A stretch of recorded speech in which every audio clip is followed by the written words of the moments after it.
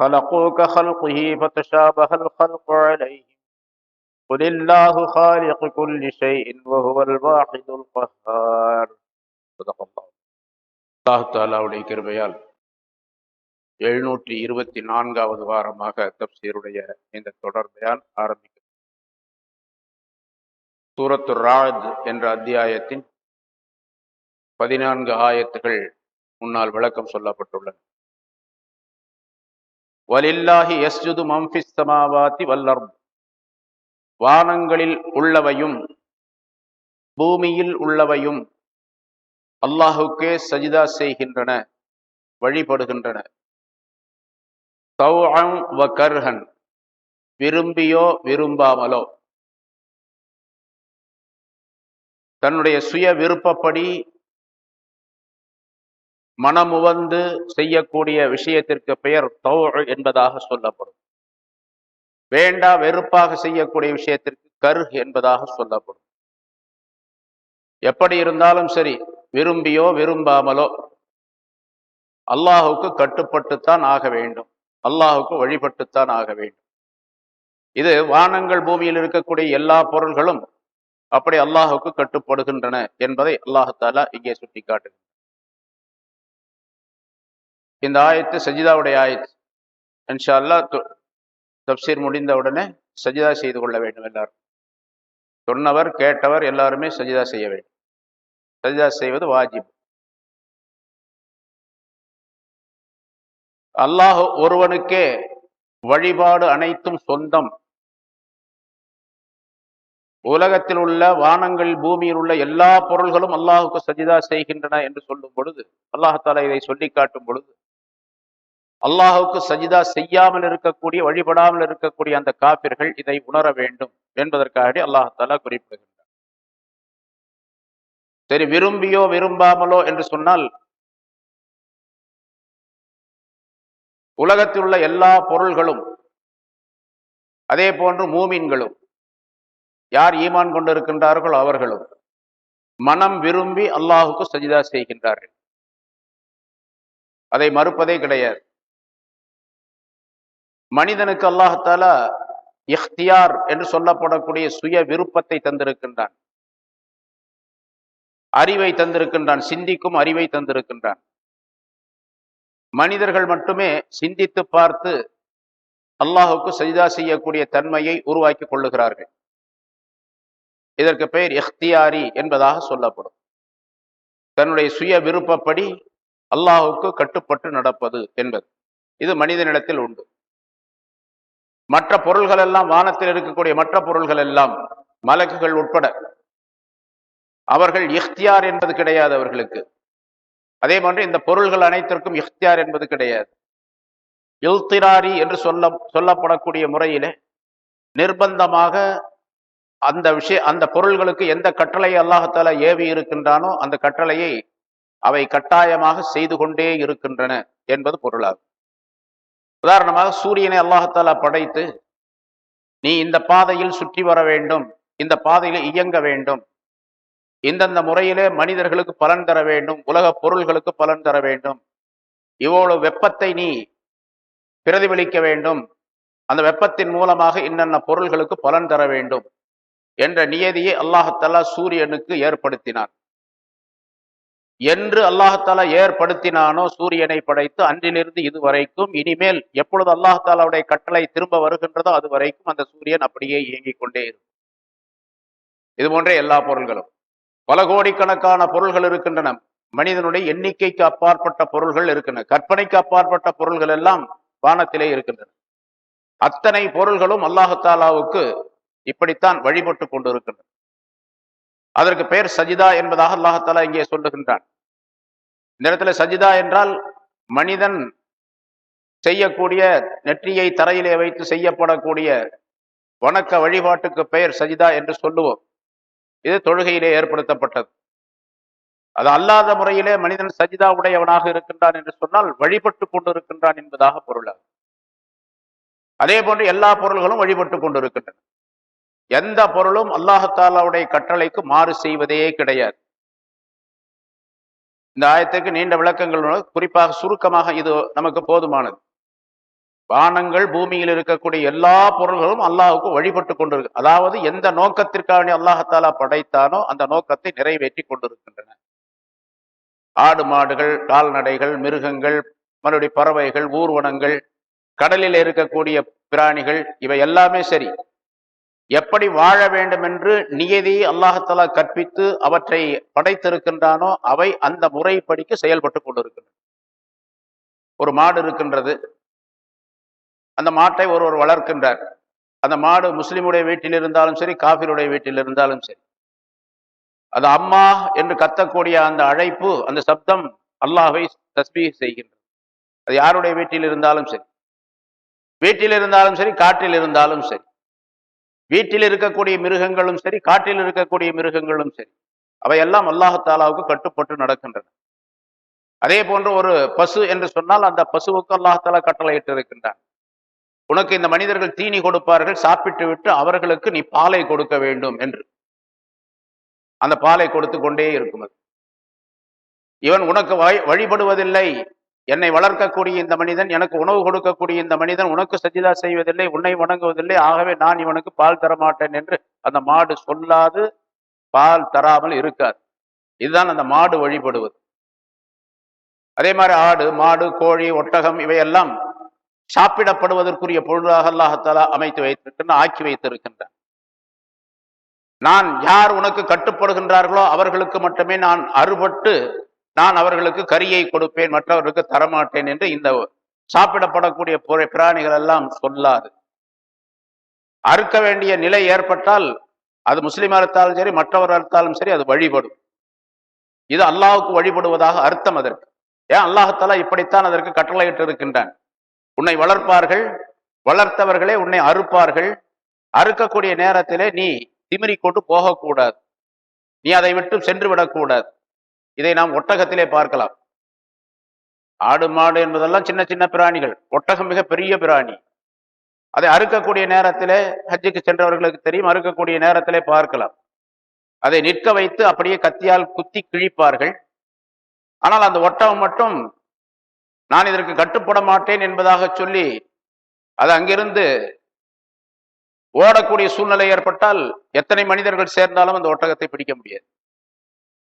ஆனால் ஒட்டகம் தன்னுடைய தலையை தாழ்த்தி கொடுக்கின்றது இந்த மனிதன் அறுப்பதற்காக வேண்டி.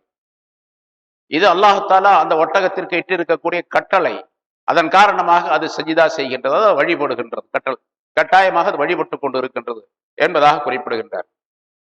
மனிதன் மட்டும் என்ன செய்கின்றான் என்று சொன்னால், அவனுக்கு இஹ்தியார், சுய விருப்பம், சுய அறிவு, சிந்தித்து பார்க்கும் திறன் அதை கொடுத்திருக்கின்ற காரணத்தினால் மனிதன் சிந்தித்து பார்த்து அல்லாஹ் தாலாவுக்கு சஜிதா செய்கின்றான்.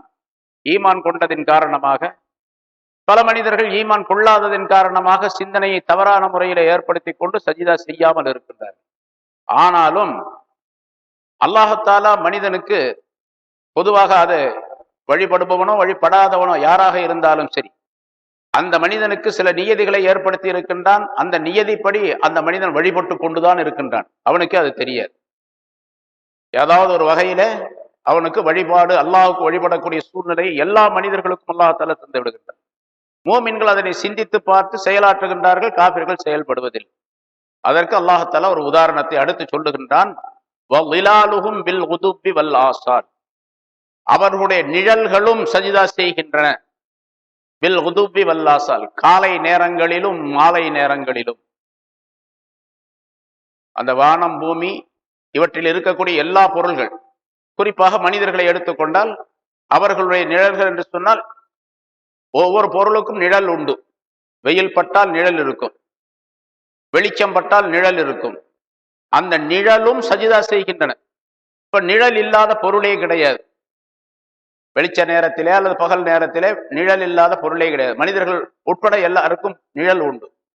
அந்த நிழல்களும் சஜிதா செய்கின்றன என்று அல்லாஹ் தஆலா குறிப்பிடுகின்றனர். காலையிலும் மாலையிலும் என்று சொன்னால் எல்லா நேரங்களிலும். இந்த காலையிலும் மாலையிலும் ஏன் என்று சொல்லுகின்றான் என்றால், காலை நேரத்திலே, சுபுகுடைய நேரத்திலே, சுபுகுக்கு பின்னால் சூரியன் உதயமாகின்றது, அப்பொழுது வெளிச்சம் வருகின்றது. அந்த வெளிச்சத்தின் காரணமாக பொருள்களிலே நிழல் ஏற்படுகின்றன.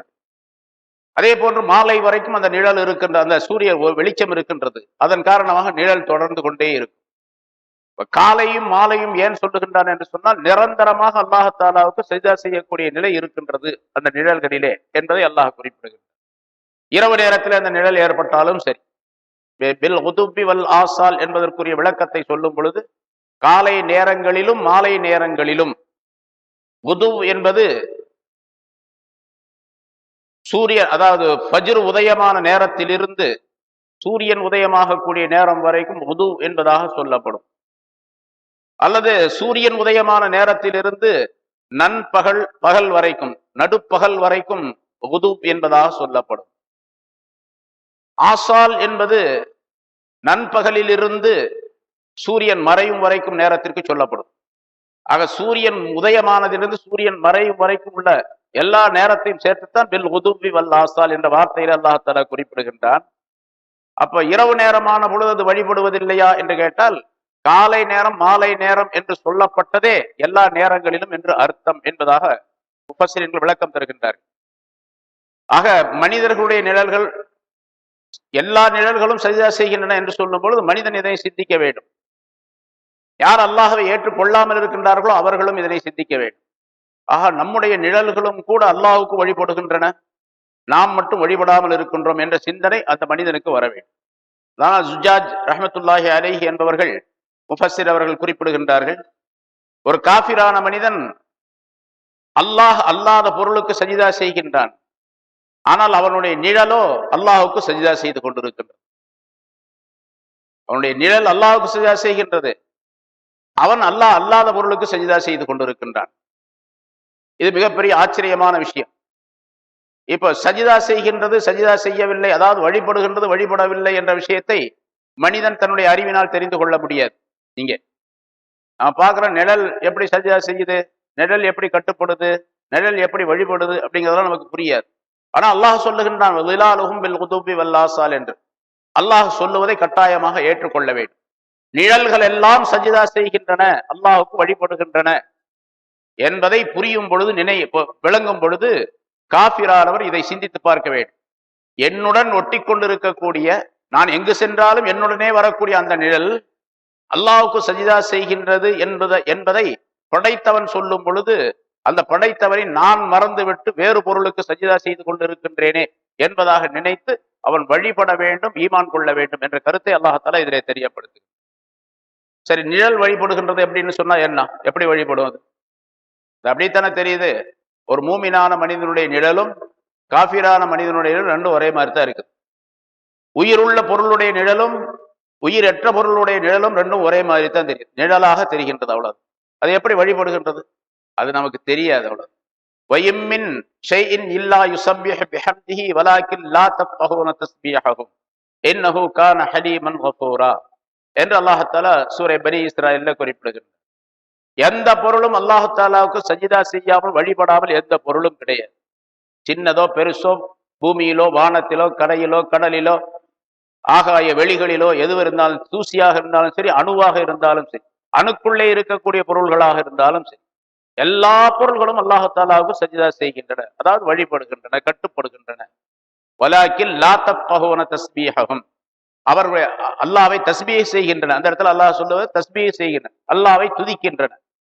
ஆனால் அவை எப்படி துதிக்கின்றது என்பது பற்றி உங்களுக்கு தெரியாது, உங்களால் விளங்க முடியாது. உங்களுக்கு அந்த விளங்கக்கூடிய அறிவை உங்களுக்கு கொடுக்கவில்லை என்று அல்லாஹ் தஆலா சொல்லுது. ரசூலுல்லாஹி ஸல்லல்லாஹு அலைஹி வஸல்லத்துடைய சம்பவத்தில் ஹதீஸ்கள் நிறைய சொல்லப்பட்டு இருக்கின்றது. கையிலே கல்லை எடுத்தார்கள், சிறு கற்களை கையிலே எடுத்துக்கொண்டார்கள் ரசூலுல்லாஹி ஸல்லல்லாஹு அலைஹி வஸல்லம் அவர்கள். இந்த கற்கள் தஸ்பீஹ் செய்கின்றன, நான் அதை கேட்கின்றேன் என்று சொன்னார்கள். என்னுடைய காதில் அந்த தஸ்பீஹோட சத்தம் விழுது. இந்த பாருங்க, நீங்க பாருங்க அப்படின்னு சொல்லிட்டு அபூபக்கர் சித்தியக்கள் எல்லாருடைய காதில் வச்சாங்க, சத்தம் கேட்டுச்சு, தஸ்பீஹ் செய்யக்கூடிய சத்தம். அதே போன்று பக்கத்துல உமர் ரலியல்லாஹு தஆலா இருந்தாங்க, காதில் வச்சாங்க, சத்தம் கேட்டுச்சு, ஆமா தஸ்பீஹ் செய்யும். பிறகு கோயில் கீழே போட்டாங்க. அவ்வளவுதான், ரெண்டு பேர்த்துக்கு மட்டும் தான் காட்டினாங்க. எல்லா சஹாபத்தையும் காட்ட வேண்டியது தானே அப்படின்னா, யாருக்காவது அந்த சப்தம் கேட்கவில்லை என்று சொன்னால் அவரிடத்துல குறை இருக்கின்றது என்று அர்த்தம். அப்ப அவர் குறை இருக்கக்கூடிய மனிதருக்கு தெரியாத பொழுது அவர் மிகப்பெரிய கவலைப்படுவார். அதனால யாருக்கு கேட்க முடியுமோ அவர்களுக்கு மட்டுமே காட்டினார்கள் ரசூலுல்லாஹி ஸல்லல்லாஹு அலைஹி வஸல்லம். அப்ப அந்த கல்லும் தஸ்பீஹ் செய்கின்றது. நீங்கள் நபி என்று எப்பொழுது தெரிந்து கொண்டீர்கள் என்று ரசூலுல்லாஹி ஸல்லல்லாஹு அலைஹி வஸல்லம் அவர்களிடத்திலே நபி பட்டம் அருளப்பட்ட பின்னால் கேட்கப்பட்டது. ரசூலுல்லாஹி ஸல்லல்லாஹு அலைஹி வஸல்லம் சொன்னார்கள், நான் இந்த மக்காவை விட்டு வெளியே போகும் பொழுது, இந்த மலை பக்கமாக அந்த பக்கமாக போகும் பொழுது, எனக்கு வலப்பக்கம் இடப்பக்கம் இருக்கக்கூடிய கற்கள் எல்லாம் அஸ்ஸலாமு அலைக்க யா அய்யுஹன் நபியு என்று சொல்லிக் கொண்டிருக்கும். அப்பவே நான் நபி என்பதாக நான் தெரிந்து கொண்டேன் என்பதாக சொல்லுகின்றார். அஸ்ஸலாமு அலைக்க யா அய்யுஹன் நபி, நபி அவர்களே உங்களுக்கு சலாம் உண்டாவதாக என்று அந்த கற்கள் எல்லாம் வலப்பக்கம் இடப்பக்கம் இருக்கக்கூடிய கற்கள் எல்லாம் சொல்லிக் கொண்டிருக்கும் என்பதாக. அதே போன்று ரசூலுல்லாஹி ஸல்லல்லாஹு அலைஹி வஸல்லம் அவர்களிடத்திலே ஒட்டகம் பேசியது, ஆடு பேசியது, உடுவு பேசியது என்றெல்லாம் வரலாற்றிலே நாம் பார்க்கின்றோம். இதுவெல்லாம் அல்லாஹ் தஆலாவை எல்லா பொருள்களும் தஸ்பீஹ் செய்து கொண்டிருக்கின்றன. எப்படி தஸ்பீஹ் செய்து கொண்டிருக்கின்றன என்று நமக்கு தெரியும். ஆக நிழல்களும் தஸ்பீஹ் செய்கின்றது என்பதை சொல்லி ஒரு அற்புதமான கருத்தை அல்லாஹ் தஆலா இங்கே தெரியப்படுத்துகின்றார். ஆக நிழலும் அல்லாஹ் தஆலாவுக்கு கட்டுப்படுகின்றது, மனிதன் கட்டுப்பட மறுக்கின்றான் என்பதையும் அல்லாஹ் தஆலா எடுத்து காட்டுகின்றான். முதல்ல சொன்னபடி சஜிதா செய்கின்றன என்று சொன்னால், நெற்றியை கீழே வைத்து சஜிதா செய்வது மனிதனுக்கே உரியது, அல்லது மலக்குகளுக்கு உரியது, அல்லது ஜின்களுக்கு உரியது. இந்த மூன்று படைப்புகளை தவிர நெற்றியை கீழே வைத்து சஜிதா செய்வது என்பதெல்லாம் மற்ற பொருள்களுக்கு கிடையாது. அவை கட்டுப்படுகின்றன, வழிபடுகின்றன, அல்லாஹ் சொன்ன முறைப்படிக்கு நடந்து கொண்டிருக்கின்றன, செயல்பட்டு கொண்டிருக்கின்றன என்று அர்த்தம். எந்த பொருளுக்கு எந்த கட்டளை அல்லாஹால சொல்லி இருக்கின்றானோ அந்த கட்டளைப்படி அந்த பொருள் நடந்து கொண்டே இருக்கின்றது, செயல்பட்டு கொண்டே இருக்கின்றது. அடுத்து அல்லாஹால ஒரு விஷயத்தை காபிர்களுக்கு எச்சரிக்கையாக படிப்பினைக்காக சொல்லி காட்டுகின்றான். புல், நபியே இந்த மக்களிடத்தில் கேளுங்கள், மன் ரப்புஸ் ஸமாவாத்தி வல் அர்த், வானங்களையும் வானங்கள் பூமியுடைய ரப்பு யார் என்று கேளுங்கள். ரப் என்று சொன்னால் படைத்து பரிபாலிக்க கூடியவன் என்று சுருக்கமாக சொல்லலாம். ரப் என்பதற்கு ஹாலிக், முதப்பிர், முத்தவல்லி என்ற பொருள்கள் செய்யப்படுகின்றன. அதாவது ஒரு பொருளை படைத்து அதை ஒழுங்குபடுத்தி அதை சீராக்கி அது எப்படி இயங்க வேண்டுமோ அப்படி செய்து அதற்கு பொறுப்பேற்றுக் கொள்ளக்கூடியவனாக இருக்கக்கூடிய ஒருவனுக்கு பெயர் ரப் என்பதாக சொல்லப்படும். ஹாலிக், முதப்பிர், முத்தவல்லி என்பதாக மூன்று விதமான வார்த்தைகளை கொண்டு அதற்கு விளக்கம் சொல்லுகின்றார்கள். அப்ப ஒரு பொருளை படைப்பது மட்டுமல்ல, படைத்ததை எப்படியெல்லாம் இயக்க வேண்டும், எப்படி செய்ய வேண்டும், எப்படி அதை நடத்தாட்ட வேண்டும் என்ற விவரம் எல்லாம் அல்லாஹ் தஆலா ஒருவனுக்குத்தான் தெரியும். அப்படிப்பட்ட வானங்களை பூமியை படைத்து பரிபாலிக்கக்கூடியவன் யார் என்று நீங்கள் கேளுங்கள். அவங்க பதில் சொல்ல முடியாது. பதில் சொல்றதா இருந்தா அல்லாஹ் தான் சொல்லணும் அவங்க. அதனால நீங்களே சொல்லிடுங்க, குலில்லாஹ், அல்லாஹ் என்று சொல்லுங்கள். நீங்களே சொல்லுங்க. வானங்களில் இருக்கக்கூடிய பொருள், பூமியில் இருக்கக்கூடிய பொருள் அத்தனையும் படைத்து அதை பரிபாலித்து நிர்வகித்து அதற்கு பொறுப்பேற்று நடத்தக்கூடியவன் யார் என்று கேளுங்கள். பதில் சொல்ல மாட்டார்கள். நீங்களே சொல்லுங்கள், அல்லாஹ் என்று சொல்லுங்க. அல்லாஹ் தான். அவங்களே பதில் சொல்றதா இருந்தாங்களோ அல்லாஹ் தான் சொல்லுவாங்க. இதே பல இடங்கள் அல்லாஹ் தஆலா சொல்லுகின்றான், வேற பல இடங்கள்ல சொல்லப்பட்டிருக்கின்றன. அதனால அல்லாஹ் தான் ஒவ்வொரு பொருளையும் ஆக்கக்கூடியவன், அதை நிர்வகிக்கக்கூடியவன், அதை அழிக்கக்கூடியவன். இப்ப இந்துக்களிலே சொல்லப்படுவது போன்று படைத்தல், காத்தல், அழித்தல் என்பது தனித்தனி தெய்வங்களுக்கு உரிய விஷயங்கள் என்பதாக சொல்லுகின்றார்கள் அல்லவா? அது இஸ்லாத்திலே கிடையாது என்பதையும் அல்லாஹ் தஆலா இங்கே குறிப்பிடுகின்றார். பின்னால் ஒரு ஆயத்து வருகின்றது, அந்த ஆயத்துடைய விஷயத்திலும் அல்லாஹ் தஆலா சொல்லுகின்றார். அவன் ஒருவன் தான், அந்த ஒரே ஒருவன் தான் எல்லா விஷயங்களையும் செய்து கொண்டு இருக்கின்றான். படைத்தல் பிரம்மாவுடைய வேலை, காத்தல் விஷ்ணுவுடைய வேலை, அழித்தல் சிவனுடைய வேலை என்பதாக சொல்லுவார்கள். மூணு பேத்துக்கு தனித்தனி பொறுப்பு. இவர் அதை செய்ய முடியாது, அவர் இதை செய்ய முடியாது என்பது இந்துக்களுடைய ஐதீகத்துல உள்ளது. படைப்பது பிரம்மாவுடைய வேலை தான். அது விஷ்ணுக்கோ சிவனுக்கோ படைக்கக்கூடிய பொறுப்பு கிடையாது. அழிக்கிற மட்டும்தான் சிவன் வேலை. இவர் அழிக்கணும்னு நினைச்சாலும் கூட அவர் பிரம்மா அழிக்க முடியாது, யாரையும் சாகடிக்க முடியாது. சாகடிக்கிற வேலை, அழிக்கிற வேலை அவருக்கு சேர்ந்தது, சிவனுக்கு சேர்ந்தது என்றெல்லாம் குறிப்பிடுகின்றார்கள். இன்னும் ஒவ்வொரு விஷயத்திற்கும் ஒரு கடவுள் என்பதாக வைத்துக் கொண்டிருக்கின்றார்கள். இதை செய்யறதுக்கு கல்விக்கு ஒரு கடவுள், செல்வத்திற்கு ஒரு கடவுள், வீரத்திற்கு ஒரு கடவுள், இப்படி எல்லாம் பல கடவுள்களை வைத்துக் கொண்டிருக்கின்றார்கள் அல்லவா? அது கிடையாது என்பதை அல்லாஹ் தஆலா ரப்புஸ் ஸமாவாத்தி வல் அர்த், வானங்கள் பூமியில் உள்ள எல்லா விஷயங்களுக்கும் எல்லா காரண காரியங்களுக்கும் அவன் தான் ரப்பாக இருக்கின்றான். யார் ரப்பு என்று கேளுங்கள். அவங்க சொல்ல முடியாது, நீங்களே சொல்லுங்கள், அல்லாஹ் என்று சொல்லுங்கள். பிறகு நீங்க கேளுங்க அவங்கள்ட்ட, அந்த முஷ்ரிக்கீன்களிடத்தில் காஃபிர்களிடத்தில் கேளு. சொல்லுங்கள், அஃபத்தஹஸ்தும் மின் தூனிஹி அவுலியா, அப்படின்னா வானங்கள் பூமி எல்லாம் படைச்சு பரிபாலித்து காத்து நிர்வகிக்கக்கூடிய பொறுப்பேற்றுக் கொள்ளக்கூடிய ஒருவன் இருக்கின்றானே, அவனை விட்டுட்டு வேற ஆளை நீங்க வணங்குறீங்களா? அவத்தகஸ்தும் மின்தூனி, அவனை தவிர நீங்கள் ஆக்கி கொண்டீர்களா, ஆக்கி கொள்ளுகிறீர்களா? அவுலியா, தெய்வங்களை நீங்கள் ஆக்கி கொள்ளுகின்றீர்களா? அவுலியான நண்பர்கள், கூட்டாளிகள் அப்படின்னு அர்த்தம். இந்த இடத்துல தெய்வங்களை நீங்கள் ஆக்கி கொள்ளு, அவனன்றி வேறு பொருள்களை நீங்கள் தெய்வங்களாக ஆக்கி கொள்ளுகிறீர்களா? எப்படிப்பட்ட அவுலியாக்கள், எப்படிப்பட்ட தெய்வங்கள் அவை?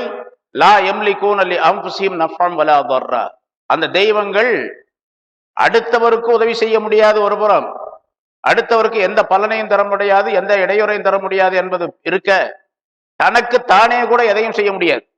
லா யம்லிகூன லி அன்ஃபுஸிஹிம், தங்களுக்கு தாங்களே அந்த தெய்வங்கள் எந்த பலனையும் செய்து கொள்ள முடியாது, எந்த இடையூறையும் செய்ய முடியாது, எந்த விஷயத்தையும் செய்ய முடியாது. பலனோ இடையூறோ, நல்லதோ கெட்டதோ, லாபமோ நஷ்டமோ, எதையுமே தங்களுக்கு தாங்களே செய்து கொள்ள சக்தியற்ற சில சிலை தெய்வங்களை அவனை விட்டுவிட்டு இந்த சிலை தெய்வங்களை நீங்கள் தெய்வங்களாக ஆக்கிக் கொள்ளுகிறீர்களா என்றும் நபியே அவர்களிடத்தில் நீங்கள் கேளுங்கள். இன்னும் கேளுங்கள், குல், நபியை நீங்கள் சொல்லுங்கள் அந்த மக்களிடத்தில், ஹல் யஸ்தவில் ஆமா வல் பசீர், குருடனும் பார்வையாளனும் சமமாவானா என்று கேளுங்கள். பார்வை இல்லாதவனும் பார்வை உள்ளவனும் சமமாவானா? இங்கே பார்வை உள்ளவன் என்பது மூமினான மனிதரை குறிப்பது, பார்வை இல்லாதவன் காஃபிரை குறிப்பது, முஷ்ரிக்கை குறிப்பது. இந்த மூமினும் காஃபிரும் சரியானவான சமமாக ஆக முடியுமா? அல்லாஹ், இப்படிப்பட்ட அல்லாஹுவை நம்பியவரும் நம்பி செயல்படக்கூடியவரும் நம்பாமல் இருக்கக்கூடிய மனிதர்களும் சிலைகளை வணங்கக்கூடிய மனிதர்களும் சரியாக ஆக முடியும்? வெளி தோற்றத்திலே பார்த்தால் அவர்கள் நல்லவர்களாக தெரிகின்றார்கள், ஆனால் குருடர்கள் என்று அவர்களை அல்லாஹ்தாலா சொல்லுகிறார். யார் அல்லாஹுவை விட்டுவிட்டு மற்ற தெய்வங்களை வணங்குகின்றார்களோ, அல்லாஹ் மீது உள்ள நம்பிக்கையை விட்டுவிட்டு மற்ற தெய்வங்களின் மீது நம்பிக்கை கொள்ளுகின்றார்களோ, அவர்கள் குருடர்கள். இந்த குருடர்களும் அல்லாஹு தாலாவின் மீது நம்பிக்கை கொண்டு செயல்படக்கூடிய நல்ல பார்வை உள்ளவர்களும் சமமாவார்களா என்பதை கேளு. இன்னொரு கருத்து, இந்த அல்லாஹுவை விட்டுவிட்டு அல்லாஹுவை வணங்காமல் இருக்கக்கூடிய மனிதர்கள், அல்லாஹுவை நம்பாமல் இருக்கக்கூடிய மனிதர்கள் எல்லாம் குருடர்கள் என்று சொன்னால், அவர்களிடத்தில் சத்தியத்தை சொல்லும் பொழுதும் கூட அவர்கள் ஏற்றுக்கொள்ள முடியாது. ஏன்னா சத்தியத்தை அவர்கள் பார்க்க முடிவதில்லை, அதனால் ஏற்றுக்கொள்வதில்லை. சத்தியத்தை பார்க்க முடிவதில்லை. மூமினான மனிதர்கள் சத்தியத்தை பார்க்கின்றார்கள் தங்களுடைய கண்களால், அதை ஏற்றுக்கொள்ளுகின்றார்கள் என்ற கருத்தையும் அல்லாஹ் தஆலா சொல்லி தெரியப்படுத்துகின்றார். குருடனும் பார்வையாளனும் சமமானா என்று கேட்டால், அல்லாஹும் அல்லாஹ் அல்லாத சிலை தெய்வங்களும் சமமாவர்களா என்ற அர்த்தமும் உண்டு. அல்லாஹு தஆலா பார்வை உள்ளவனை போன்று, அல்லாஹ் அல்லாத சிலை தெய்வங்கள் எல்லாம் பார்வையற்றவையை போன்று. எப்படி குருடனும் பார்வை உள்ளவனும் பார்வை இல்லாதவனும் சமமாக முடியாதோ, அதே போன்று அல்லாஹும் இந்த சிலை தெய்வங்களும் சமமாக முடியாது என்பதாக குறிப்பிடுகிறது. அதே போன்று மூமினான மனிதர்களுக்கும் அல்லாஹ் இந்த ஆயத்திலே ஒரு எச்சரிக்கையை சொல்லுகின்றார். பார்வை இல்லாதவன் என்று சொன்னால் அல்லாஹ் அல்லாத மனிதர்களை, அல்லாஹ் அல்லாத சக்திகளை தனக்கு சாதகமாக ஆகும் என்பதாக நினைக்கக்கூடிய ஒரு மனிதன், அவன் பார்வை இல்லாதவனை போன்றுதான். அல்லாஹ் அல்லாத மற்ற பொருள்களை தனக்கு சாதகமாக ஏதாவது பலன் தரும் என்பதாக நினைக்கக்கூடியவர்கள், அல்லாஹ் அல்லாதவர்களின் மூலமாக எனக்கு எல்லா விதமான நன்மைகளும் கிடைக்கும் என்பதாக சொல்லக்கூடியவர்கள், இவர்கள் எல்லாம் குருடர்களை போன்று, பார்வை இல்லாதவர்களை போன்று என்று குறிப்பிடுகின்றார் என்ற விளக்கம் சொல்லப்பட்டு இருக்கின்றது. அல்லாஹ்வை மட்டுமே முழுமையாக நம்பி அவனை தவிர வேறு எவரும் எனக்கு எதுவுமே செய்ய முடியாது, எதுவுமே தர முடியாது, நன்மையோ தீமையோ எதை செய்வதாக இருந்தாலும் அவன் ஒருவன் தான் செய்ய வேண்டும் என்று நம்பிக்கை கொள்ளக்கூடிய மனிதன் பார்வை உள்ளவன். அல்லாஹ் அல்லாத பொருளின் மூலமாக எனக்கு நன்மைகள் கிடைக்கும் என்பதாக சொல்லக்கூடியவன், நினைக்கக்கூடியவன் பார்வையற்றவன். இந்த ரெண்டு பேரும் சமமாக முடியுமா என்று அல்லாஹ் தஆலா கேட்கின்றான். அதே போன்று பார்வையற்றவன் என்று சொன்னால் பாத்திலான தவறான வழியிலே போய் கொண்டிருக்கக்கூடியவன். பார்வை உள்ளவன் என்பவன் சத்திய வழியிலே போய் கொண்டிருக்கக்கூடியவன். சத்திய வழியிலே செல்பவனும் அசத்திய வழியிலே செல்பவனும் ரெண்டு பேரும் சமமாக முடியுமா என்றும் அல்லாஹ் தஆலா கேட்கின்றார்.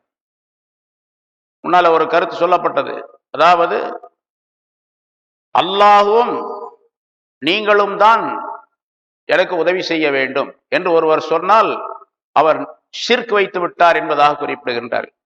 நம்ம சாதாரணமாக சொல்றோம், அல்லாஹ்வுக்கு அடுத்ததாக உங்களை தாங்க நம்பி இருக்கிறோம் அப்படின்னு சொல்றோம். அது சொல்லுவதும் குற்றம் என்பதாக உலமாக்கள் குறிப்பிடுகின்றார்கள். அல்லாஹ்வை தான் நம்ப வேண்டும், அல்லாஹ் அல்லாத பொருளை நம்பக்கூடாது. அப்படின்னு சொன்னா அடுத்தவற்றை உதவி தேடக்கூடாது என்ற அர்த்தம் அல்ல. யாரிடத்தில் உதவி தேடினாலும் சரி, யாருடைய தயவை எதிர்பார்த்தாலும் சரி, அல்லாஹ் அதை செய்கின்றான், இவர் மூலமாக எனக்கு தருகின்றான் என்ற எண்ணம் இருக்க வேண்டும். அல்லாஹும் நீங்களும் தான் எனக்கு உதவி என்று சொன்னால் அவர் ஷிர்க் செய்தவராக, அல்லாஹுடைய சிபாத்துகளில் இணை வைத்தவராக ஆகிவிட்டார் என்பதாக குறிப்பிடும். ஏனென்றால் அல்லாஹ் தான் சர்வ விஷயங்களையும் செய்யக்கூடியவன், அவனுக்குத்தான் எல்லா ஆற்றல்களும் உண்டு. எத்தனை விதமான காரண காரியங்கள் இருந்தாலும் சரி, அதற்கு அடிப்படையாக இருக்கக்கூடியது, அசலாக இருக்கக்கூடிய அல்லாஹ் தான். முன்னால ஒரு சில விளக்கங்கள் சொல்லப்பட்டன, முன்னால் உள்ள சில ஆயத்துகள் 2-3 வாரத்துக்கு முன்னால். அல்லாஹால சில பாதுகாப்புக்காக வேண்டி மலக்குகளை நியமனம் செய்திருக்கின்றான், மனிதர்களுக்கு பாதுகாப்புக்காக வேண்டி.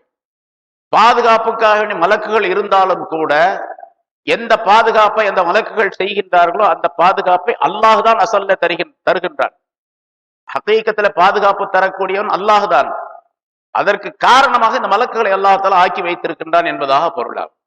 இதை ஒரு மூமினான மனிதன் புரிந்து கொள்ள வேண்டும், ஒவ்வொரு மூமினும் புரிந்து கொள்ள வேண்டும் என்பதையும் அல்லாஹால இந்த ஆயத்திலே குறிப்பிடுகின்றார். ஆக சத்தியத்தை காணக்கூடியவர், சத்திய வழியிலே நடக்கக்கூடியவர், சத்தியத்தின்படி வாழக்கூடியவர், அவர் பார்வை உள்ளவர். சத்தியத்திற்கு அப்பாற்பட்டு அசத்திய வாழ்க்கையை கொள்ளக்கூடியவர், அசத்தியமான தன்மைகளை ஏற்றுக்கொள்ளக்கூடியவர், இவரெல்லாம் குருடரை போன்று, பார்வை இல்லாதவரை போன்று. இந்த 2 பேரும் சமமா. ஒரு 4-5 கருத்து சொல்லப்பட்டது, இவை அனைத்தும் இந்த ஆயத்திற்கு பொருத்தவர். அடுத்த ஒன்று சொல்லுகின்றான் அல்லாஹ், அம்ஹல் தஸ்தவி ظுலுமாத் வன்னூர், இருள்களும் ஒளியும் சமமாகுமா அல்லது இருள்களும் ஒளியும் சமமாகுமா என்று கேட்கின்றார். இருள்கள் என்பது ஷிர்க், நூர் என்பது ஈமான். ஷிர்க்கும் ஈமானும் சமமாகுமா என்று கேட்கின்றார். இதத்துல ஒரு நுணுக்கமான கருத்தையும் அல்லாஹ்தஆலா தெரியப்படுத்துகின்றார். இருள் ஒளி என்று சொல்லக்கூடிய இந்த வாசகத்திலே இருள் என்பதை சொல்லும் பொழுது இருள்கள் என்று பன்மையாக சொல்லுகின்றான்.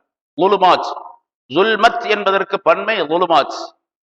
நூர் என்பது அது ஒருமை.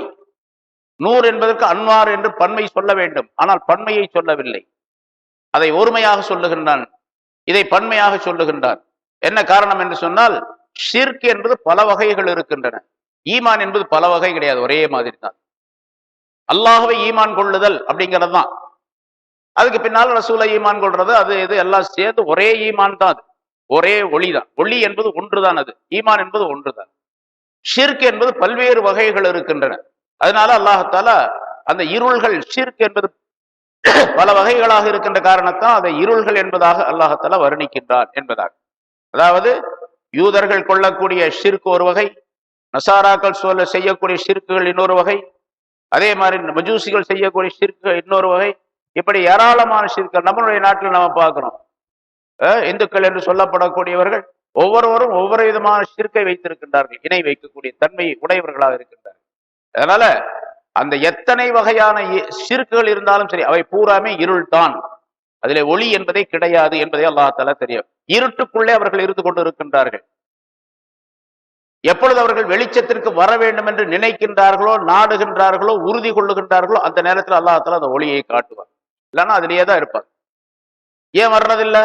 நம்ம பார்க்கிறோம், சாதாரணமாக ஈமான் கொண்ட ஒரு மூமினான மனிதர் மற்றவர்கள் வணங்கக்கூடிய அந்த தெய்வங்களை பார்க்கும் பொழுது, அவர்கள் கொண்டாடக்கூடிய விதங்களை பார்க்கும் பொழுது, தினந்தோறும் பேப்பர்ல பார்க்கிறோம், பெரிய ஆச்சரியமா இருக்குது. இவ்வளவு பெரிய அறிவாளிகள் எல்லாம் இந்த மாதிரி ஷிர்க்ல வீழ்ந்து கிடக்கின்றார்களே, இந்த தெய்வத்துடைய வழிபாட்டிலே அவர்கள் தங்களை ஈடுபடுத்தி கொண்டிருக்கின்றார்களே என்று மிக ஆச்சரியமாக நினைக்க வேண்டியது இருக்கின்றது.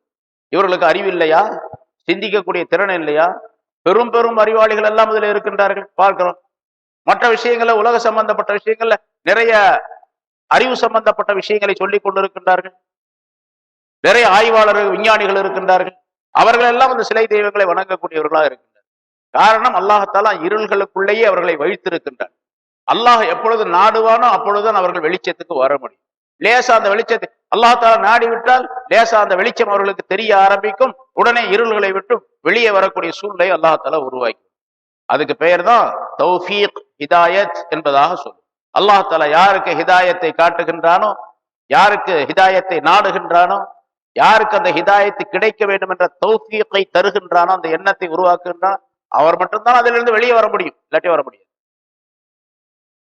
அதே மாதிரிதான் எல்லா சட்டமும். ஒருத்தர் ஏன் தொழுகிறதே இல்லை, எத்தனையோ தடவை ஜமாத்து போறாங்க, சொல்றாங்க, கூப்பிடுறாங்க, இந்த வர்றாங்களா, வர்றதே இல்லை.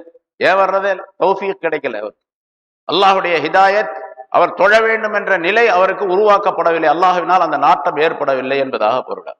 ஆனா சொல்லிக் கொண்டிருப்பவருடைய வேலை என்ன? சொல்லிக்கொண்டே இருக்கணும், அவ்வளவுதான். ஒரு தடவை சொன்னா முடிஞ்சு போச்சு. சில பேர் சொல்றாங்கல்ல, சொன்னா கேட்கறதே இல்லை, விட்டுற வேண்டியதானங்க, அப்படி விடக்கூடாது, சொல்லிக்கிட்டே இருக்க வேண்டியது. ஒமா அலைனா இல்லல் பலாக், எத்தி வைப்பதை தவிர வேறு வேலை எங்களுக்கு கிடையாது என்று நபிமார்களை அல்லாஹ் தஆலா சொல்லுகின்ற, நபிமார்களுக்கு சொல்லுகின்றான். மா அலைனா இல்லல் பலாக், நம் மீது பொறுப்பு என்ன தெரியுமா? சொல்ல வேண்டியதுதான். சொல்ல வேண்டியதுன்னா எத்தனை தடவை வேணாலும் சொல்லிக்கிட்டே இருக்க வேண்டியது. அது கலக்கெல்லாம் கிடையாது. ஒரு தடவை சொன்னா விட்டுற வேண்டியது தானே அப்படின்னு சொன்னா அதுவும் குற்றமாகிவிடும். யார் சொல்லுகின்றாரோ அவர் மீது குற்றமாகிவிடும். திரும்ப திரும்ப சொல்லிக்கொண்டே இருக்கு. அவர் போனா வர்றதே இல்லைங்க, அவர் சொன்னா கேட்கறதே இல்லைங்க, அப்புறம் ஏன் போய் சொல்லணும் அப்படின்லாம் சொல்லக்கூடாது, சொல்லிக்கொண்டே இருக்க வேண்டும். அவ்வளவு சொல்லிக்கொண்டே இருக்கு. எது வரைக்கும் கேட்டா அவருடைய உயிருக்கோ உடைமைகளுக்கோ ஆபத்து ஏற்படும் என்ற நிலை வரைக்கும் சொல்லிக்கொண்டே இருக்கு. ஒருத்தர் சொல்றாரு, அடுத்த தடவை நீ வந்த உன்னை ஆளை காலி பண்ணிடுவேன் அப்படின்னு சொன்ன போக வேண்டியது, அதுக்கு பின்னால் போக வேண்டிய அவசியம். அது வரைக்கும் போய்கொண்டே இருக்கணும். ஆனா நபிமார்கள் அப்படியும் கூட கிடையாது. உன்னை கொலை செய்வேன், உன்னை அது செய்வேன், இது செய்வேன் என்று மிரட்டினாலும் கூட அல்லாஹுடைய கட்டளையை சொல்லுவதற்காக அவர்கள் போய்கொண்டே இருப்பார்கள். ஏனென்றால் அல்லாஹுடைய கட்டளை கட்டாயமாக தெரியப்படுத்தப்பட வேண்டும் என்பது நபிமார்களுக்குரிய சட்டம்.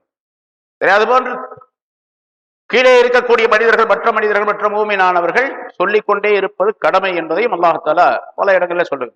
சரிங்க, குலுமாத் நூர், இருள்கள் ஒளி, இந்த ரெண்டும் ஒன்றாக சமமாகுமா? அதாவது ஷிர்க்குடைய வகைகளும் ஈமானும் சமமாகுமா என்று அல்லாஹ் தஆலா சமமாக முடியும். ஆகுமா என்று கேட்டால் என்ன அர்த்தம்? ஆகவே முடியாது. அதே மாதிரி காபிர்களுக்கு சிலை தெய்வ வணக்கம் உடையவர்களுக்கு இன்னொரு உதாரணத்தை அல்லாஹ் தஆலா சொல்லுகின்றார். உதாரணத்தை சொல்லுங்க. அம் ஜாலூ லில்லாஹி ஷுரகா خلقு خلقه فتشابه الخلق عليهم. இவங்க இந்த சிலை தெய்வங்கள்லாம் வணங்குறாங்களே, அவங்களுக்கு ஒரு சந்தேகம் வந்துருச்சோ, அல்லாஹ் வானங்கள் பூமியை படைச்சிருக்கிறான், அதே மாதிரி இந்த சிலை தெய்வங்களும் படைக்கக்கூடிய ஆற்றல் உள்ளவை என்பதை விளங்கி இவர்கள் அந்த சிலை தெய்வங்களை வணங்குகின்றார்களா, அல்லாஹ்வுக்கு இணையாக வணங்கி கொண்டிருக்கிறார்களா என்று அல்லாஹ் தஆலா கேட்கிறான். அந்த மாதிரி ஒரு சந்தேகம் ஏதாச்சும் இருக்குதா? அப்படி இருக்கக்கூடாது என்பதை முன்னாலே அல்லாஹ் தஆலா சொன்னா, அடுத்தும் அல்லாஹ் தஆலா அதை உறுதிப்படுத்துகின்றான். அம் ஜாலூ லில்லாஹி ஷுரகா, அல்லது அல்லாஹ்வுக்கு இணையாளர்களை இவர்கள் ஆக்கி கொண்டார்களா? இணையாளர்களைனா தெய்வங்களை ஆக்கி கொண்டார்களா? அந்த இணையாளர்கள், அந்த ஷுரகாக்கள், இணை வைத்து வணங்கப்படக்கூடிய அவர்கள், ஹலகு, அவர்கள் படைத்துள்ளார்கள், கஹல்கிஹி, அல்லாஹுடைய படைப்பை போன்று இவர்களும் படைத்திருக்கின்றார்கள். ஏதாவது ஒரு பொருளை, வானத்தை, பூமியை, வானத்தில் உள்ள பூமியில் உள்ள ஏதாவது ஒரு பொருளை படைச்சிருக்கிறாங்க. அதனால ஃபதஷாபஹல் ஹல்கு அலைஹிம், இவர்கள் மீது அவர்கள் படைத்தது கொஞ்சம் குழப்பமாகிவிட்டது என்ற நிலை இருக்கின்றதா? அதனால இவர்கள் வணங்குகின்றார்களா என்று அல்லாஹ் தஆலா கேட்கின்றார். அல்லாஹ் படைக்கிறத போல இவர்களும் படைச்சிருக்கிறாங்க ஏதாச்சும் ஒரு பொருளை, அதனால அல்லாஹ் ஒரு சாரார் வணங்கிட்டு இருக்கிறாங்க, நாங்க இவர்களை வணங்குறோம், ஏன்னா அல்லாஹ் மாதிரி இவங்களும் படைக்கிறாங்க அப்படின்னு எங்கேயாவது இருக்குதா? அதுவும் கிடையாது. அம் ஜாலூ லில்லாஹி ஷுரகா, அல்லது இவர்கள் அல்லாஹ்வுக்கு இணையாளர்களை ஆக்குகிறார்களா? அந்த இணையாளர்கள் ஹலகு கஹல்கிஹி, அல்லாஹ் படைப்பதை போன்று படைக்கின்றார்கள். ஃபதஷாபஹல் ஹல்கு அலைஹிம், ஆகவே இவர்களுடைய படைப்பு அவனுடைய படைப்போடு சேர்ந்து குழம்பி விட்டது என்ற காரணத்தினால் அவர்கள் அல்லாஹ் ஷுரகாக்களை, இணையாளர்களை ஆக்கி கொண்டார்களா? நபியை நீங்க சொல்லுங்க, அப்படிலாம் ஒண்ணும் கிடையாது. அல்லாஹ்வை தவிர படைக்கக்கூடியவன் யாருமே கிடையாது. கொல், நபியை சொல்லுங்கள், அல்லாஹு ஹாலிகு குல்லி ஷை, அல்லாஹ் தான் எல்லா பொருளையும் படைக்கக்கூடிய, ஒவ்வொரு பொருளையும், சின்னதோ பெருசோ, அணுவாக இருந்தாலும் சரி, அதற்கு விட பெரியது எவ்வளவு பெருசா இருந்தாலும் சரி, எல்லாவற்றையும் படைக்கக்கூடியவன் அவன்தான். படைத்தல் என்பது அவனை தவிர வேறு யாருக்கும் கிடையாது. முதல்ல சொன்னோம், படைத்தல் மட்டுமல்ல, காத்தல், அழித்தல் எல்லாமே அவனுக்குத்தான் சொந்தம், அவனை தவிர வேற யாரும் கிடையாது. வஹுவல் வாஹித், அவன் ஏகன், ஒரே ஒருவன், அவனை தவிர வேறு யாருமே கிடையாது. அவன் தன்னுடைய ருபூபியத்திலே, அதாவது ரப்பு என்ற தன்மையிலே வஹ்தானியத்துடையவன். அல் வாஹித் ஃபிர் ருபூபிய்யா, அவனுடைய ரப்புடைய தன்மையிலே அவன் தனித்தவன். அவனை தவிர வேறு யாருமே கிடையாது. அதுல கூட்டி யாருமே கிடையாது. எந்த பொருளுக்கும் கிடையாது, சக்திக்கும் கிடையாது. அல் கஹார், எத்தனை பொருள்களை அவன் படைத்திருக்கான் அத்தனை பொருளையும் ஆட்டி படைக்கக்கூடியவன் அவன். அல் கஹார், ஆட்டி படைக்கக்கூடியவன். அவனை மீறி யாரும் எதுவும் செய்துவிட முடியாது. எந்த சக்தியும் கிடையாது, எந்த உலகத்திலும் கிடையாது, எப்படிப்பட்ட பொருளும் கிடையாது. அல் கஹார். இங்கே 3 வார்த்தைகள் அல்லாஹ் தனக்கு உரியதாக சொல்லுகின்றான். காலிகு குல்லி ஷை, எல்லா பொருள்களையும் படைத்தவன், ஒவ்வொரு பொருளையும் படைத்தவன். அல்லாஹ்வை தவிர மீதி இருக்கக்கூடிய பொருள்கள், மாசிவல்லா, அல்லாஹ்வை தவிர மீதி இருக்கக்கூடிய எல்லா பொருள்களையும் அவன் தான் படைத்தான். இந்த படைப்பை பற்றி ஆய்வு செய்தால் அதுவே மனிதனுடைய மிகப்பெரிய அறிவியலாக ஆகிவிடும். எவ்வளவு பெரிய படைப்பு! ஒண்ணு வேணா, சாதாரணமாக ஒரு சின்ன சின்ன பொருளை ஆய்வு செய்தாலும் கூட போதும். இன்னும் சொல்ல போனா மனிதன் தன்னைத்தானே ஆய்வு செய்தால் போதுமானது. நம்ம எப்படி படைக்கப்பட்டிருக்கோம், அல்லாஹ் நம்மளை எப்படி படைச்சிருக்கிறோம் என்பதை சிந்தித்தால் போதுமானது. இன்னைக்கு நிறைய மனித படைப்பை பற்றி ஏராளமான விளக்கங்கள் சொல்லப்பட்டிருக்கின்றன. நேரடியாக ஒரு குழந்தை தாயினுடைய வயிற்றுக்குள்ளே இந்திரியமாக விந்தாக உள்ளே போனதிலிருந்து குழந்தை வெளியே உருவாகி வரும் வரைக்கும் 280 நாள்கள். ஒவ்வொரு நாளும் 24 மணி நேரம். 24 மணி நேரத்துல எத்தனை வினாடிகள் இருக்கணும் அத்தனை வினாடிகள், எங்கே என்னென்ன மாற்றங்கள் ஏற்படுகின்றன என்பதை ஸ்கேன் பண்ணி அப்படியே எடுத்து தந்திருக்கின்றார்கள் மருத்துவர்கள். அது நிறைய சிடிகளும் வந்திருக்கின்றன, நீங்க பார்க்கலாம், நிறைய இருக்கு. அதாவது குழந்தை தாயினுடைய கருவுக்குள்ள ஆணுடைய விந்து எப்படி போகின்றது, அதற்கு பின்னால் அங்கே என்ன நடைபெறுகின்றது என்பதை பற்றி ஏராளமான விளக்கங்கள் சொல்லப்படும். அதை நம்ம ஆய்வு செய்தாலே போதும், மிகப்பெரிய ஞானம் படைத்தவராக ஆகிவிடலாம். அல்லாஹுடைய பயம் வந்துவிடும், அல்லாஹாலாவை பற்றி உள்ள ஞானமும் வந்துவிடும். பயமும் வரும், ஞானமும் வரும், அறிவும் வரும். அப்படிப்பட்ட அற்புதமான படைப்பாக அல்லாஹாலா மனிதனை படைத்திருக்கின்றார். மனிதன் என்பது ஒரே ஒரு பொருள். இது மாதிரி மனிதன் என்பது மாதிரி எத்தனை பொருள்கள் இருக்கின்றன உலகத்திலேயே பார்த்தீங்கன்னா, பல கோடிக்கணக்கான, அதாவது எண்ணிக்கையில் அடங்காத, மனிதன் எண்ணி முடிக்க முடியாது. இத்தனை பொருள்கள் இருக்கின்றன, எண்ணி சொல்ல முடியாது இல்லையா? அதுல குறிப்பாக இந்த பூச்சி வகைகள் பாருங்க, எல்லாத்தை விட அதிகமா இருக்கிறது பூச்சி வகைகள் தான். அந்த பூச்சி எத்தனை பூச்சி இருக்குதுன்னு சொல்லவே முடியாது. 1000 இருக்குமா, 2000, 10,000, 10 கோடி, 20 கோடி, சொல்லவே முடியாது. நம்ம சில பூச்சிகளை சில பேர் சொல்லணும் அப்படின்னு சொன்னா நம்ம பாக்குறோம். ஈன்னு ஒரு பூச்சியை சொல்றோம், எறும்புன்னு இன்னொரு சொல்றோம், அப்புறம் பூச்சி பறக்கக்கூடிய பூச்சிலாம் வண்டுன்னு ஒண்ணு சொல்றோம், அப்புறம் மலை வண்டுன்னு ஒண்ணு சொல்றோம், அப்புறம் பொண்ணு வண்டுன்னு ஒண்ணு சொல்றோம். இப்படி அந்த பூச்சிகளுக்கு பேர் சொன்னா நல்ல பேர் தெரிந்தவர்களும் கூட ஒரு 100 பூச்சிக்கு பேர் சொல்லலாம். அவ்வளவு. நீங்க காட்டு பகுதியில போய் உட்கார்ந்துக்கிட்டு அந்த பூச்சிகளை கணக்கு எடுத்தீங்கன்னு சொன்னா கணக்கே போட முடியாது, எவ்வளவு பூச்சி இருக்குதுன்னு கணக்கு போட முடியும். சில வண்டுகளை பார்த்தீங்கன்னு சொன்னா யானை கொம்பு வண்டு அப்படின்னு ஒண்ணு இருக்குது. யானை மாதிரி 2 தந்த மாதிரி இருக்கும், இவ்வளவு பெருசு இருக்குது இந்த வண்டு. வேகமா வந்து ஒரு மனிதன் மேல அடிச்சுச்சுன்னா அவன் உடம்பு போனா காயமாகி போயிடும், அவ்வளவு பெரிய வண்டு. காடுகள் இருக்கக்கூடிய பகுதிகளில், வயல்வெளி இருக்கக்கூடிய பகுதிகளில் நீங்க போய் பார்த்தீங்கன்னா ஏராளமான பூச்சிகள் இருக்கின்றன. ஒவ்வொரு பூச்சியும் அல்லாஹாலா அவன் தான் படைச்சான், ஒவ்வொரு பூச்சியும் படைச்சான். அந்த பூச்சிக்குள்ள எத்தனை பொருள்கள் இருக்கும் அதையும் அல்லாஹாலா தான் படைச்சான். அந்த பூச்சி உற்பத்தி ஆகிறது, அது வளர்றது, அதற்கு வாழ்கிறது, அதுக்கு பின்னால மடிகிறது, எத்தனை பொருள்கள், எத்தனை விஷயங்கள் நடைபெறுகிறது. காலிகு குல்லி ஷை அப்படின்னு சொன்னா வெறுமனே படைப்பது மட்டுமல்ல, ஆரம்பத்தில் சொன்னா அதை படைத்து, அதை பாதுகாத்து, பராமரித்து, அதுக்கு வேண்டிய உணவுகளை கொடுத்து, அதற்கு பின்னால் அது காலம் முடியும் போது அதை அழித்து, அதனுடைய பொறுப்புகள் அனைத்தையும் ஏற்றுக்கொள்ளக்கூடிய முத்தவல்லியாக இருக்கக்கூடிய அவன் தான். முத்தவல்லினா பொறுப்பேற்றுக் கொள்ளக்கூடியவன் அவன். இதையெல்லாம் மனிதன் சிந்திக்க வேண்டும் என்பதற்காக அல்லாஹால முதல்ல இந்த சிலை தெய்வங்களை நீங்கள் வணங்குகின்றீர்களா, படைக்க முடியுமா, படைக்கிறத போல நீங்க நினைச்சுக்கிட்டு இருக்கிறீங்களா? இல்ல, எந்த தெய்வமும் எந்த பொருளையும் படைக்க முடியாது.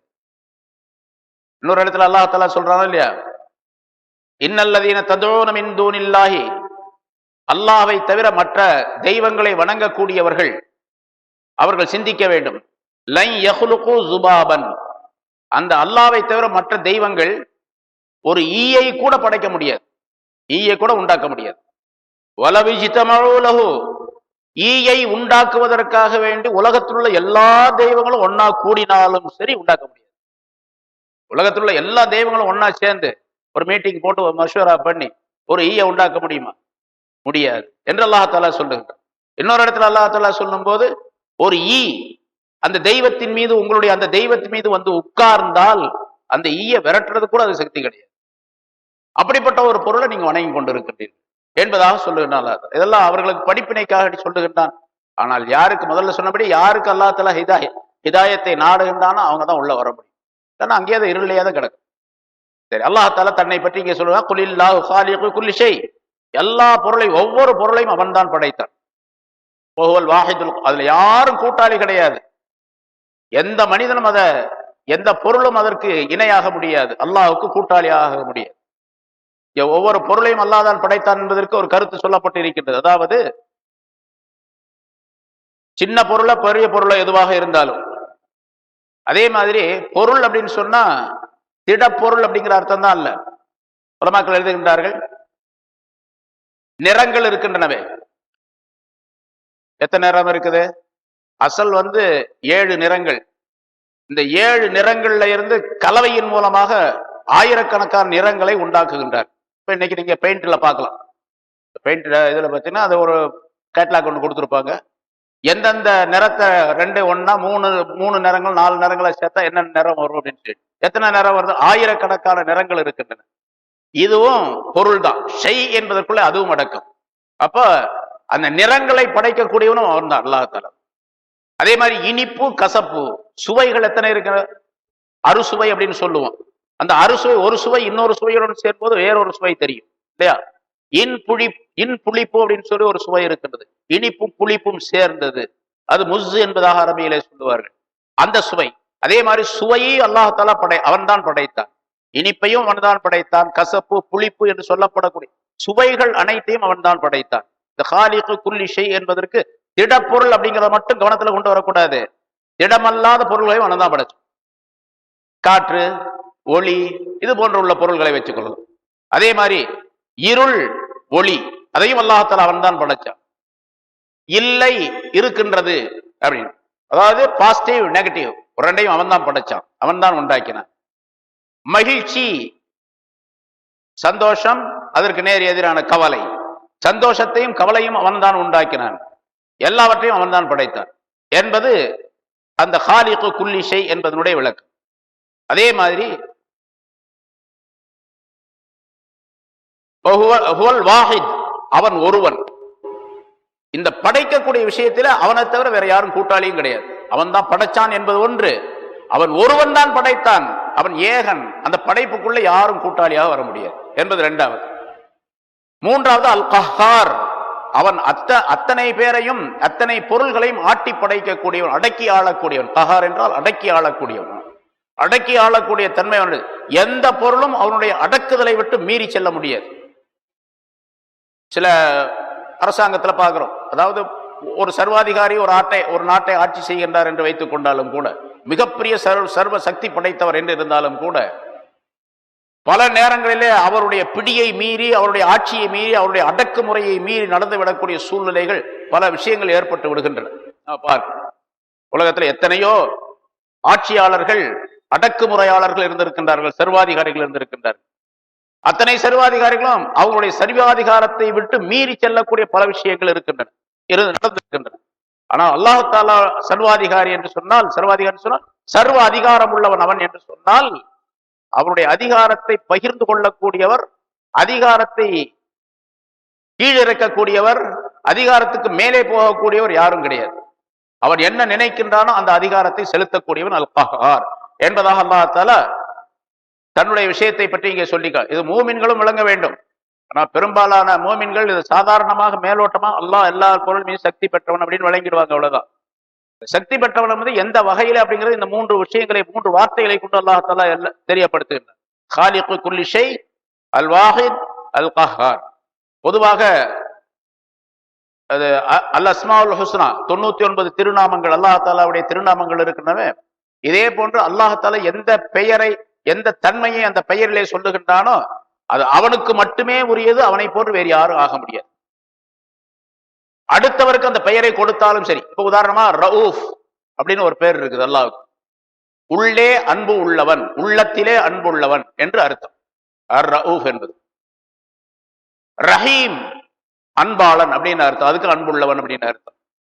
இந்த ரவுஃப் ரஹீம் என்ற பெயர், அன்புள்ளவன் என்ற அந்த அர்த்தத்துள்ள அந்த தன்மை ரசூலுல்லாஹி ஸல்லல்லாஹு அலைஹி வஸல்லம் அவர்களுக்கும் அல்லாஹ் தஆலா சொல்லுகின்றான், ரவுஃபுர் ரஹீம் அப்படின்னு சொல்லிட்டு. இந்த ரவுஃப் என்ற அல்லாஹ்வுடைய பெயரை, ரஹீம் என்ற பெயரை ரசூலுல்லாஹி ஸல்லல்லாஹு அலைஹி வஸல்லம் அவர்களுக்கு அல்லாஹ்வே சொல்லுகின்றான். லகத் ஜாஅக்கும் ரசூலும் மின் அன்ஃபுசிக்கும், அந்த ஆயத்தின் தொடரிலே சொல்லுகின்றான். ஆனா ரசூலுல்லாஹி ஸல்லல்லாஹு அலைஹி வஸல்லம் அவர்கள் ரவுஃபாக இருப்பதற்கும் ரஹீமாக இருப்பதற்கும், அதே போன்று அல்லாஹ் ரவுஃபாக ரஹீமாக இருப்பதற்கு ஏராளமான வித்தியாசங்கள் இருக்கின்றன. ஏராளமான வித்தியாசம். மற்ற மனிதர்களை விட, மனிதர்களுடைய அமைப்பில மற்ற மனிதர்களை விட, மற்ற நபிமார்களை விட ரசூலுல்லாஹி ஸல்லல்லாஹு அலைஹி வஸல்லம் இரக்கமுள்ளவர்கள். தங்களுடைய உம்மத்தினர் மீது, மனிதர்களின் மீது, மனிதர்கள் மீது மட்டுமல்ல, பொதுவாக பொருள்களின் மீது இரக்கமுள்ளவர்கள் ரசூலுல்லாஹி ஸல்லல்லாஹு அலைஹி வஸல்லம் அவர்கள் என்று அர்த்தமே தவிர, அந்த இரக்கத்தின் காரணமாக ஒருவரை காப்பாற்றுவதோ ஒருவருக்கு தண்டனை கொடுப்பதோ முடியாது. அதை யார் செய்யறது? அல்லாஹ் தான் செய்யணும். அவனுக்கு பெயர் ரவுஃப் என்று இருப்பதும் அவனுக்கு பெயர் ரஹீம் என்று இருப்பதும் இந்த ரவுஃப் ரஹீமாக ஆகாது. இது வேற, அது வேற. ஆனா அல்லாஹ் தஆலா அந்த பெயரை கொடுக்கின்றான், சொல்லலாம். ரசூலுல்லாஹி ஸல்லல்லாஹு அலைஹி வஸல்லம் அவருக்கு ரவுஃப் ரஹீம் என்று சொல்லலாம். அதே மாதிரி கஃபூர் மன்னிப்பாளன் என்று இருக்கின்றது, மன்னிக்க கூடியவர். எனக்கு மன்னிப்பாளன் சொல்லலாமா? சொல்லலாம். குர்ஆனிலே அல்லாஹ் தஆலா சொல்லுகின்றான், ஒரு 4 இடங்கள்ல மக்ஃபிரத் என்ற அந்த வார்த்தையை மனிதர்களுக்கு அல்லாஹ் தஆலா பயன்படுத்துகின்றான். யக்ஃபிரூன என்று ஒரு இடத்துல சொல்லுகின்றான், அவர்கள் மன்னிப்பை வழங்குவார். இன்னொரு இடத்துல சூரத்து தகாபுன் என்ற அந்த அத்தியாயத்தில் சொல்லும் போது, வயின் தக்ஃபிரு வ தஸ்பஹு வயின் தஸ்பஹு வ தக்ஃபிரு என்ற வார்த்தையை சொல்லுகின்றான். நீங்கள் மன்னித்தால், அந்த குஃப்ரான் மக்ஃபிரத் என்ற வேர் சொல்லிலிருந்து பிறந்த மக்ஃபிரத் என்ற வார்த்தை அல்லாஹ் தஆலா அங்கே பயன்படுத்துகின்றான். நீங்கள் மன்னித்தால் என்று அல்லாஹ் தஆலா குறிப்பிடுகின்றான். இப்ப மனிதர்களுக்கும் கஃபூர் என்று சொல்லலாம், மன்னிப்பாளன், மன்னிக்க கூடியவன் என்று சொல்லலாம். ஆனா அல்லாஹ் தஆலா தனக்கு வகான அல்லாஹு கஃபூரர் ரஹீமா, அல்லாஹ் தஆலா மன்னிப்பாளனாக இருக்கின்றான், இரக்கமுள்ளவனாக இருக்கின்றான், அருளாளனாக இருக்கின்றான் என்று சொல்லுகின்றானே, அந்த கஃபூர் அல்ல இவர். இந்த கஃபூர் அந்த கஃபூர் அல்ல.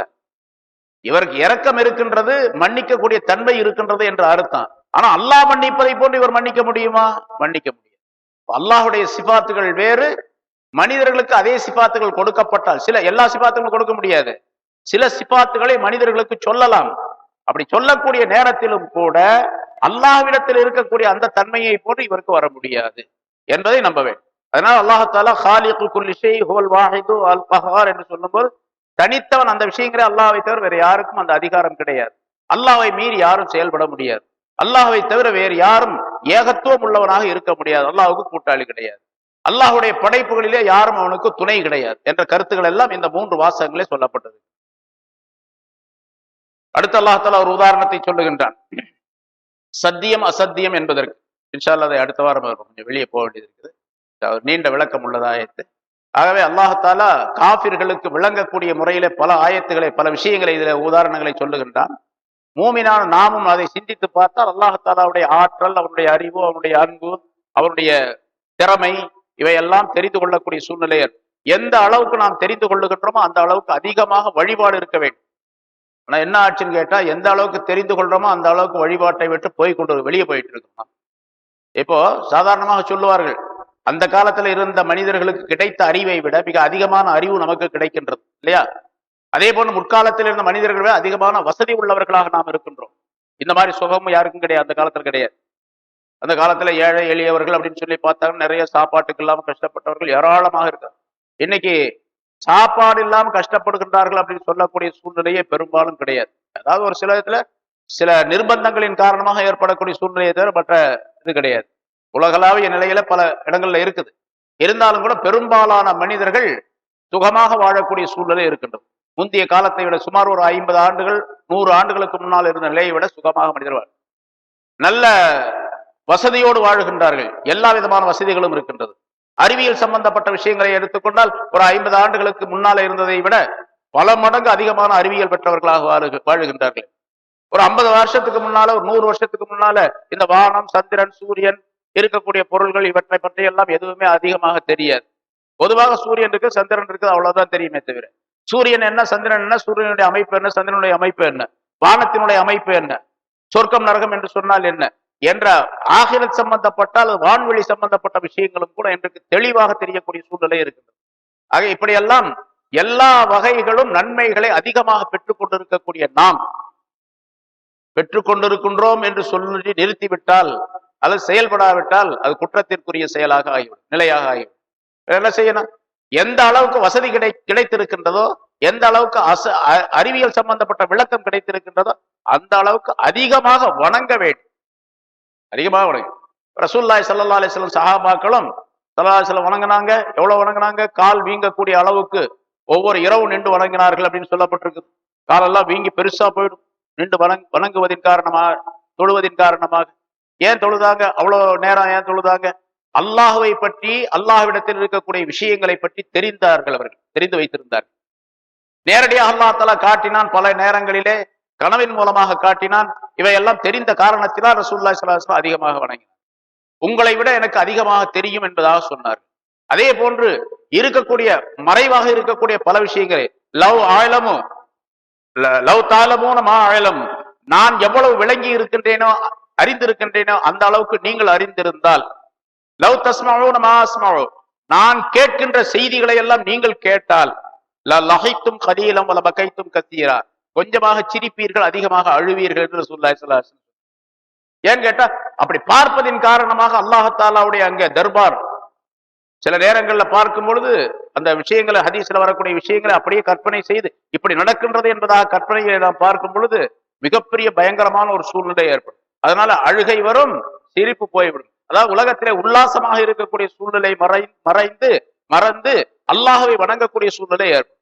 அதை சஹாபாக்களும் பார்த்தார்கள், கண்டார்கள். ரசூலுல்லாஹி ஸல்லல்லாஹு அலைஹி வஸல்லம் தொடர்பின் காரணமாக இப்ப நம்ம அந்த தொடர்புகள் எல்லாம் இல்லாத காரணத்தினால் ஒன்று, இன்னொன்று அறிவியல் சம்பந்தப்பட்ட விஷயங்களை வெறும் அறிவு சம்பந்தப்பட்டதாகவே காணுகின்றோமே தவிர அது ஆன்மீக சம்பந்தப்பட்ட முறையிலே தெரிந்து கொள்வதில்லை.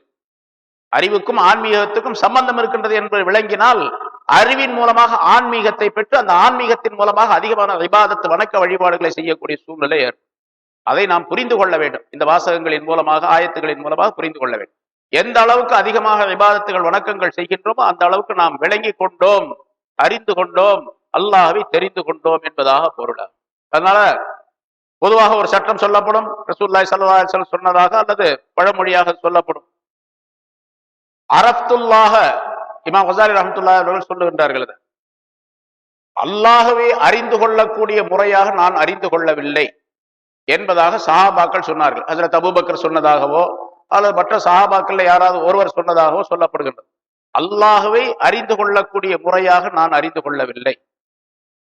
மா அரஃப்துல்லாஹ் ஹக்க மாரிஃபதி, அல்லாஹ்வை எப்படி அறிய வேண்டுமோ அப்படி நான் அறியவில்லை. இது ரசூலுல்லாஹி ஸல்லல்லாஹு அலைஹி வஸல்லம் சொன்னதாகவும் சொல்லுவார்கள். அது எந்த அளவுக்கு அந்த ஹதீஸ் இருக்கு நமக்கு தெரியல. அதே போல சஹாபாக்கள் சொன்னதாகவும் சொல்லுவார்கள்.